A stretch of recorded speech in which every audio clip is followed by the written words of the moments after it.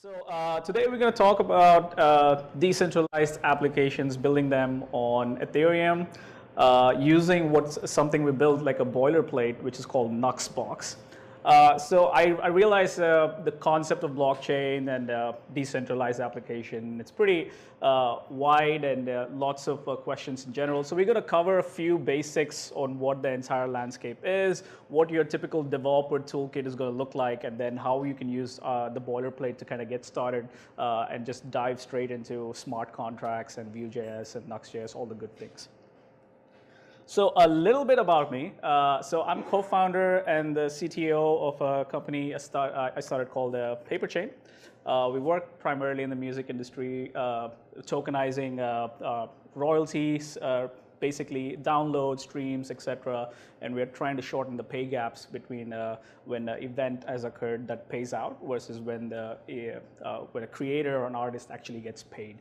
Typically, it goes from 3 months to 18 months, and we're taking on that challenge to kind of really make it 48 hours or 72 hours. We use crypto tokens and Ethereum at the core of our financial transactional layer. And we use our apps to kind of interact with Ethereum through the Web3.js library, which we'll get into a little bit more.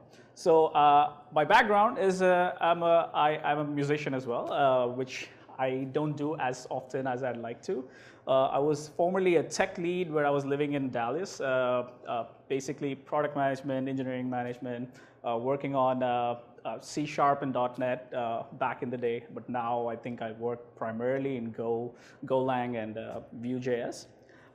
So after a couple of years living in Dallas, I pretty much called it quits. Actually, after 7 years living in Dallas, I wanted to start my own company, so I pretty much sold everything I had, and I packed my bags, went to Europe, and I got a master's in the music business because music is where my heart is. Lived in Spain, Portugal, and London for the last 2 years, and then I founded Paperchain in 2016.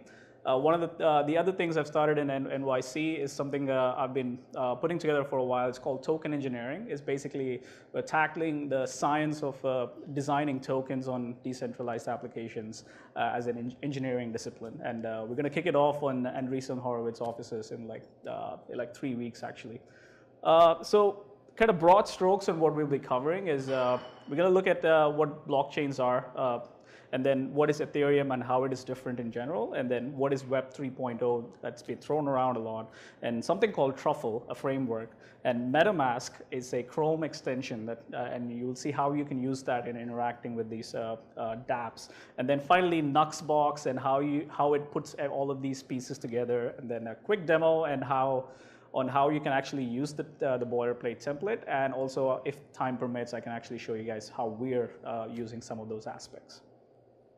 So quickly, our blockchain, it's a technology. It's basically the technology that powers Bitcoin, the world's first cryptocurrency. So the way you think about blockchain is a massive decentralized ledger where everyone has the same copy of that ledger. And on the left-hand side, you see the distinction of centralized architecture, what we are very used to with this server in the center, and then clients or peers are talking to it. And the other side, decentralized, are nodes. Think about like torrents. I'm sure at some point everyone has done that. Right? So think about torrents, peer-to-peer architecture where there's no centralized servers. So the concept of your design and architecture completely changes. In a decentralized system, you are disintermediating actually like a concept of a server. A server does a lot of things, right? It actually listens for traffic. It serves, you have storage, you have memory, you have cache, etc. So if you're going to remove it from a concept of a server, something in that network has to assume that role. And that's how you got to think about when you're building apps on top of blockchain. So the right-hand side is the core data structure that drives it. It's called a Merkle tree. On a simplistic, I'm oversimplifying this, but basically every single transaction in a blockchain has a hash. And if you see the structure bottom to top, you can see how hashes are there's hash of A and hash of B, and the parent node has hash of A and hash of B. So basically, it's stateful. Every new transaction changes the state of the entire blockchain, and hence you have to sync the blockchain to be up to date with what you have to, or what you can do with it. So Ethereum is also a blockchain, but it's slightly different because this was invented probably in 2011, 2012 by a 19-year-old called Vitalik Buterin. But the beautiful thing about this is it's exactly like Bitcoin, but what he did was he built a virtual machine, very similar to JVM. He built Ethereum virtual machine on top of the blockchain, which is a Turing-complete programming languages. So what that means is that you can actually create smart contracts. So quick misnomer about smart contracts, they're neither legally binding or neither they are smart, actually. That's just a coined term, but that's just basically a bunch of functions that are executing on the blockchain. So smart contracts are functions on the blockchain, right? The difference with Ethereum is that what you see on that table right there, the Turing complete language, in the sense that every single action that can run on that EVM, it's a stack basically, and every operation has a associated gas which is basically a computing power that's going to take if you were to run a function on the blockchain. So everything from addition, multiplication, all the way to like doing a lookup or transferring money, every single thing is accounted for. So technically speaking, before you run a function, you can estimate what the amount of gas that's it's gonna actually take. So the science, as an engineer, you are keeping track of all of this, and you're really, it's a very conservative way of programming that language. It's a very small layer in your tech stack, in my opinion, but it's very crucial because like blockchain, transactions are immutable. Your code is actually immutable. It's permanent. If you have a bug, it's going to be permanent. But you have to design with that mentality. You can upgrade your code, but you have to upgrade your code in a way that the old code still is going to be there and accessible. So what this entire landscape is doing is it's moving towards something called Web 3.0, which is basically decentralized architecture. Like I said earlier, thinking about building applications in a decentralized way where peers are talking to each other using an application, your desktop becomes your application hub. There is no concept of a cloud. You have to redo the entire architecture of how you're thinking about cloud architecture or just applications or web apps in general. So this is a broad picture of decentralized applications in various different platforms that are being built right now. And all that news that you hear, ICOs probably raising 6 billion or 7 billion last year, is all of these or most of these companies together. So for coming back to thinking about how to get started on smart contract programming, Ethereum, blockchain programming in general. So so this is your typical developer toolkit. Like so there are 5 aspects, right? Like your IDE, there's something called Remix, but I use VS Code. I just prefer VS Code, but Remix gives you a little more help in terms of compiling, linting, and shows you in real time how much gas is being used, etc. Those are very important aspects when you start doing this. And then smart contracts are actually written in a new programming language called Solidity, very similar to C++, kind of like object-oriented programming language in general.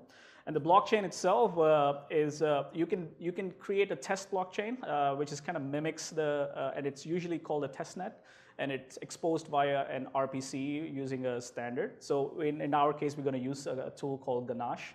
On the front end, there are 3 things I would say. One is the Truffle framework. The Truffle framework is put out, an open source project put out by Consensus, which is Brooklyn-based, which connects your JavaScript libraries from using your laptop and your web app, connecting it to the Ethereum blockchain, remote or local. So it has all these abstractions necessary to perform frequent operations in general. And it makes your life really a lot easier. And then Web3 is that thin layer of JavaScript library that is going to interact with custom smart contracts in general, right? And then you can use something like Vue, React, Angular as your front end. And then finally, the concept of a wallet. It's called MetaMask.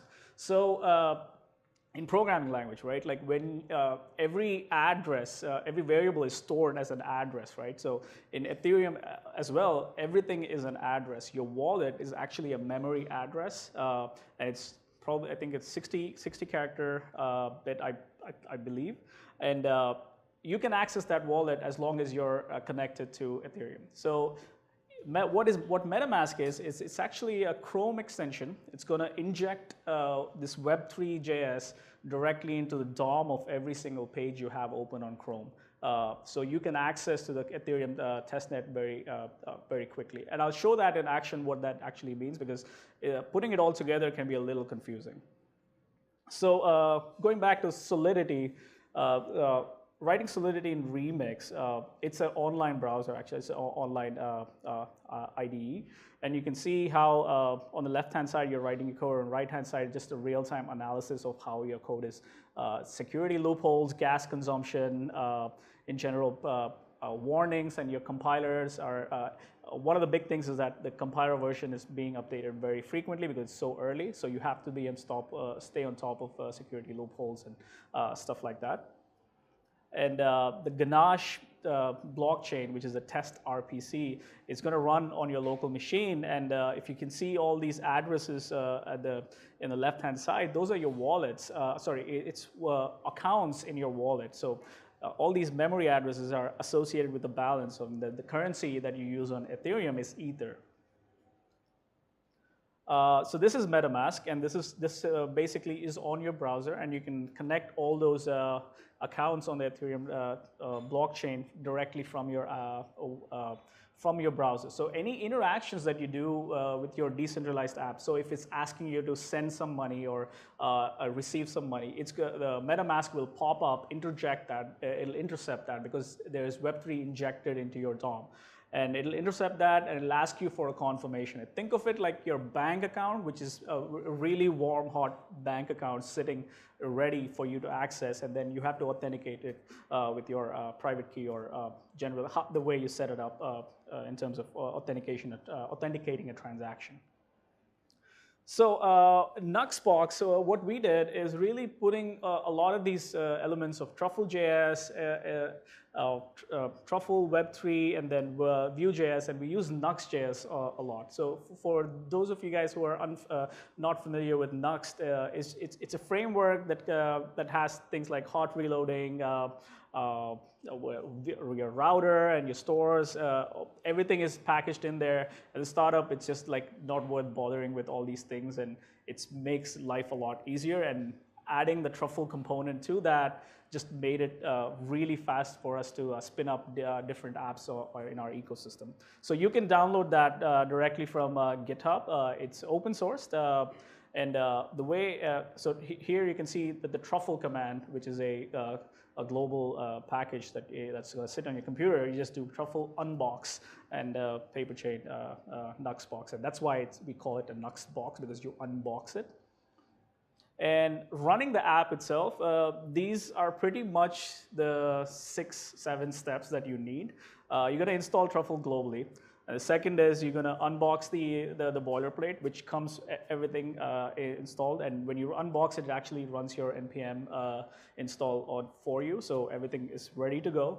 And then the next thing you would do is compile these contracts. That's going to be a part of your application. Truffle develop, that will run the blockchain on your command line, and then you run your tests locally, and then you can migrate it, meaning that you can migrate your application, your smart contracts to that local blockchain. And then just Nuxt basically starts the web app for you. So the app structure, if you see here, it's pretty straightforward. The top level, you see things like build, contracts, migrations, and those are Truffle components. So when you compile contracts, when you say Truffle compile, it takes your smart contracts that live under the contracts folder, it converts them to a EVM bytecode, which is basically a giant JSON file with, it's called an application binary interface. And it's basically telling your your web app how to interact with the Ethereum blockchain. So those contracts get built out, and then when you say deploy, it takes that bytecode and actually deploys it on EVM. But really, the crux of all of this is really under the store store folder where it's like eip20.js. That's the contract layer. I can show you how we use it as well. But if you see the dependencies, it's only it's actually two, but right now it's because of a minor bug. You have to do something called Web3 ABI, which is basically converting your contracts into application binary interfaces. So it's a very lightweight, minimal dependencies. And then finally, the way you actually interact is like you can see at the bottom right is you take the Web3 library and say from this account, this token address, and you're passing encoded data, and you say you always have to supply something called gas, which is a much deeper subject in general.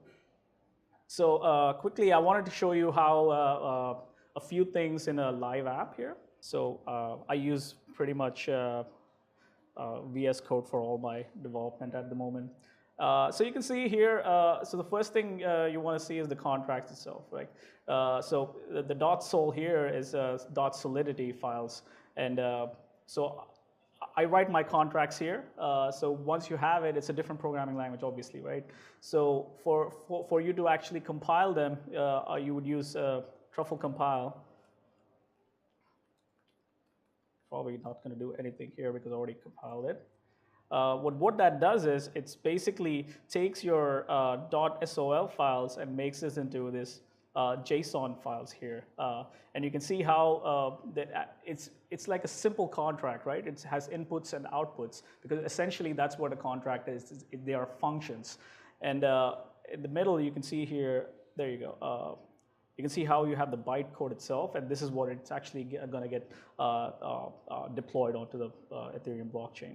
So once you build it, it's as simple as really start the blockchain as starting like this. It's called, you just type truffle develop, and I have a, and you can see the way it's set up is just, it creates all these private keys and the accounts and everything, and I can spin up something called Ganache, which we spoke about.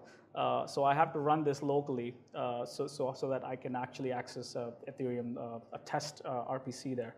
So given all of this, and last thing you would really do is I do migrate. So all these compile contracts, I just got to do migrate reset. And this is going to migrate my contracts onto the blockchain. As you can see these are being migrated. And the way you want it, so I have a test folder where you can use JavaScript, simple JavaScript to kind of like start testing your contracts. You have various this, and we have something called Simon Bucks. That's the test contract. So the out-of-the-box contract gives you a coin, as you may have expected. You can transfer it, a token, a custom token from one party to the other. And let's see how. I'm going to just fire up this app here. Whoops. And we're going to see how that's going to look like in actual interaction, right? So one thing you want to see is that the MetaMask is probably the most important bit. It's going to sit there on my browser like a wallet, right? This is my wallet, and it's a Chrome extension, and I can access various accounts under each of these. So I have different accounts for different token balances, etc. in general. And then you can see here, there are various test networks. So the main Ethereum network, which we'll not connect to, but you can do, there's various test networks. There are separate ones. You can connect to them remotely even. But these are running different consensus algorithms. Again, much more deeper in subject in general. But for the important bit to know is that there is a hosted way of accessing the testnets remotely, right? And so we got the application running. So before I'm going to show you here. So I got the migration. Okay, so I'm saying this is the line I want to pay attention. So basically, we're going to deploy this contract. We're going to give this variables, and we're going to name the coin Simon Bucks. And my local app is running at port 3000. That should fire up. So here, what I'm going to do is I'm going to connect my MetaMask to that locally running testnet, which is here. Actually, I get a fault. Okay, yeah, there. So it's running on port 9545. So now it's actually connected. So when I do this Simon Bucks name, it's actually reading from a smart contract on my local blockchain, right? So now if you are running the blockchain, you have the same exact copy. So how all of this looks in practice is I can show you how we use it at Paperchain, because this is quite a convoluted topic in my opinion. And if you can see here, this is our app.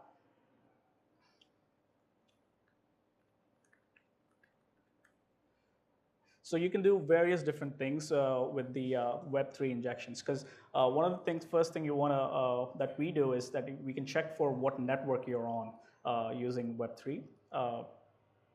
So if I were to switch the network to some other, I have a real-time watcher in there that actually going to look for what network you're on, and we're like, okay, we don't support this network, and you're watching it, and this is possible by so we have a watch property in VueJS that we can leverage there. So I'm going to switch back to something called Rinkeby. That's the testnet that we use, and switching that should pretty much. Yeah, that'll go away, and I'll gain access to this, and I'll show you guys how. Okay, so within our app, there's this concept called wallet. So this wallet is going to talk to the Ethereum blockchain and see what transactions. So in real time, I can see I can switch my wallets here. So if I were to kind of switch it to main, you can see how everything got reactively listened to that event and actually rendered all the transactions. So this is possible because within our in our view file, we just have this watch property here, and then we fetch that account data when there's when it senses a different change in when I change the account in general. So how do you use this in practice? This is a quick. I'm not going to show you go into how the application does, but this is how you can leverage MetaMask and the blockchain in general. So this order here, like it takes some money here, and when you publish it here, I get a confirmation dialog. Great. And you see how when I try to actually send the money, it's pulling up my MetaMask and showing, is this the account you want to use? You can select how much gas you want to actually use, and if you use more gas, your transaction gets priority and when it gets mined. So that's the settlement of the actual transfer. And you can see how much this transaction is going to cost you. It's going to cost you 65 cents to actually publish this. So one of the nice things about Ethereum and crypto in general is that you send 10 million, 10 billion, or 10 cents, it's going to cost you the same amount of gas. So we found that to be very cost effective, making our payments very liquid and very efficient actually. So in here, I can just pretty much say confirm, and I have a service worker kind of like waiting for the transaction. It typically takes about 20 seconds to mine the transaction, but and the reason that you're waiting for the mining of the transaction is because it's a state change in the entire blockchain. So when enough miners have accepted your change that you put on the blockchain, then they get a confirmation. So that's how you get something called a block confirmation. So typically 20 seconds. There you go. My transaction obviously failed because I just didn't have enough Ether on my account. But the idea is like you can see the entire process, and you're structuring your application in a very async way, because you can't actually have user experience wait for actions 20 seconds and etc. in general. And then going back to our talk here. So Like I said, so the next steps for the project in general is that you've seen Web3, it was actually an alpha state NPM package. We are pretty much waiting for a proper 1.0 release. And then within the repo itself, we're trying to put in lots of test nets, various configurations. And the next stage is really using Vue CLI to spin up the template. So, it's an open source project. If you like to contribute, learn more about it, feel free to join us. I mean, there's no qualm for making mistakes or asking questions or just getting involved. This is one thing you have to know, for the Ethereum, there's a huge community on React and very small in Ethereum. VueJS. We use Vue, Nuxt, and Ethereum at Paperchain. And a little bit before I close the talk here is that there are about 500,000 downloads of Truffle in general. Stanford, MIT, Oxford, all of them actually teach blockchain masters and PhD courses. And then lots of conferences that are going on all around the world. And if you need any resources, I'll share the slides with anybody who's interested, but all the resources are online. I think Truffle frameworks and Nuxt.js docs are one of the best docs I've seen in general. And lastly, yeah, that kind of finishes the talk. But thank you. If you ever have to reach out to me, you can reach out to me on Twitter, or that's my handle for pretty much anything I have online. Or you can email me at rahul@paperchain.io. All right, thank you. So can you use the Ethereum framework to make your own cryptocurrencies? Yeah, absolutely. Yeah, it's funny you asked that, because one of the examples on Ethereum is one of the 101 examples is how to create your own coin, because technically it's one of the most simplest things to do on there, actually. So that uses Ethereum, and then all the miners that Ethereum, but the system is set up to use different kinds of coins. Yeah, absolutely. Yeah. Just asking if Ethereum, if you could have an unlimited number of different types of coins. It's true. It's very easy to spin up your own coin or a token. The philosophy of Ethereum is that when you create an application or a small ecosystem, you can create a micro economy or a micro market very quickly, which kind of disintermediates a lot of people that we see in centralized architectures in general. Why does providing more gas give you priority? Sure. So as miners, so you guys must know there are concept of miners. If you don't, basically miners are actually mining for the transaction to be actually stamped onto the blockchain.